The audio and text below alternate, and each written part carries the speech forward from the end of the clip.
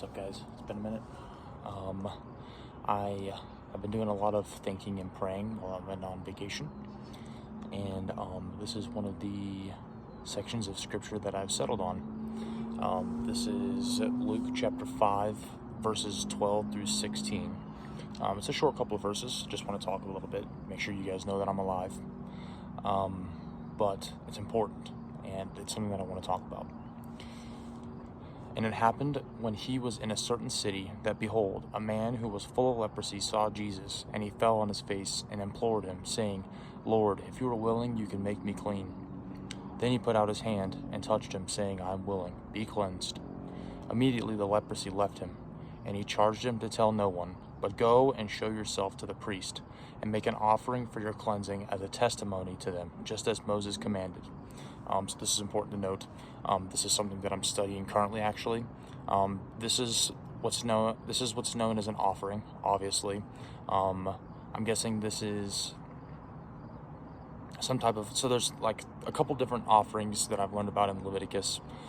There's a sin offering, a burnt offering, and a I feel bad that I don't have it memorized. Hold up, back to Leviticus. Okay, there's a peace offering, a trespass offering, a sin offering, a grain offering, a burnt offering, and a trespass offering. Maybe I said that already. Hold on. Guys, I promise I'm not crazy. I did say trespass offering. I'm guessing this is a trespass offering, but I could be wrong. Excuse me, but this is what Jesus is referring to. This is something that was commanded to Moses by God. Okay, continuing. However, the report went around concerning him all the more, and great multitudes came together to hear and to be healed by him of their infirmities. So he himself often withdrew into the wilderness and prayed. Okay, so what do we learn? Jesus is going through the wilderness, and a man with leprosy goes to Jesus, knowing that he is Lord.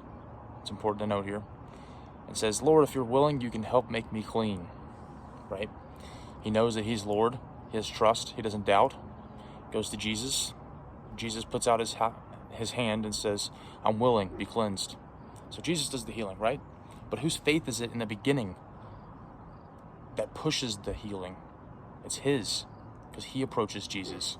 He has no doubt. Go show yourself to the priest. Make an offering for your cleansing as a testimony to them, just as Moses commanded.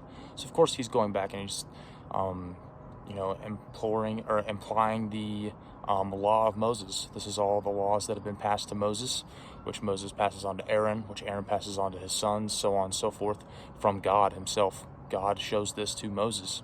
This is what we're supposed to do, which has since been overturned because of the new covenant through Jesus Christ's sacrifice. This is important. Okay. However, the report went around concerning him all the more, and great multitudes came together to hear and to be healed by him of their infirmities. Right. So someone along those lines there, when he said, "Go and tell no one," right, went out and told someone, and that person told someone, and that person told someone. So how many times in our life are we getting handed information, right, that is not true, or has been telephoned so much that the information is so out of whack that we don't even know if the information is reliable or trustworthy or not, you know that, like I just kind of mentioned the telephone game, right? Someone at the beginning says, here, have these grapes, just as an example, and the person at the end hears, someone shot my dog. There's no telling what happened in the middle there. So be careful what you're told, and I guess don't gossip is what he's trying to imply here. Again, I could be wrong. I'm not perfect on this. And then 16 is probably the most important out of all of these, right? So he himself often withdrew into the wilderness and prayed. So again, he doesn't go confront these people and tell them, he's him. He doesn't boast. He's patient. Just like love. Love is patient. Love is kind. and he prays. He goes to the Father before anyone else. That's something that we should do in our everyday life. I feel like I talk about this a lot. It's something that I try to do better because, I don't pray as much as I should, but I do. So just make sure if you're doing some... Hi, Ethan. Just make sure you go to the wilderness and pray to the Father. So that's everything I got.